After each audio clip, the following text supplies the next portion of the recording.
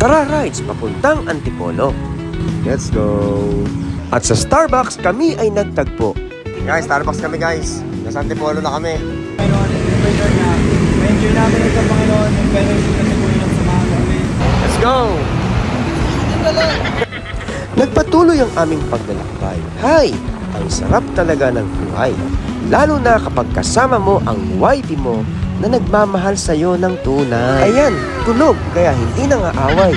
Stop over muna sa Cafe Una. Kahit hindi bumili ng tinda, basta may picture, sapat na. Hello nga pala sa mga toyoing babae at sa mga gwapong lalaki. Maraming salamat Cafe Una at kami na'y mauuna. Dahil kami gutom na, tara, kami ay kakain na. Ang aking asawa, mamumuli pa. Ano? Ay nako! Mag-joke ka. Tara kape, dito sa Antipolo. At kami nga'y nanalangin para sa pagkain. Para marami pang biyaya ang dumating. Oh guys, dito na kami sa Touch of Glory Prayer Mountain.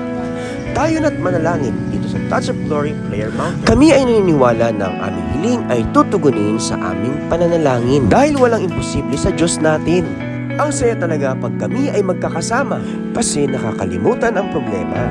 Guys, nasa Flores Garden kami dito sa Antipolo yan. Kasi sila Renzo tsaka si Nicole parang ikakasal dito. Guys, alam nyo na, punta kayo dito sa March 5 yata yun, bago birthday ni Gabo. March 5. Invited kayo lahat sa kasal nila. Kami nga ay paalis na at papunta sa aming susunod na destinasyon.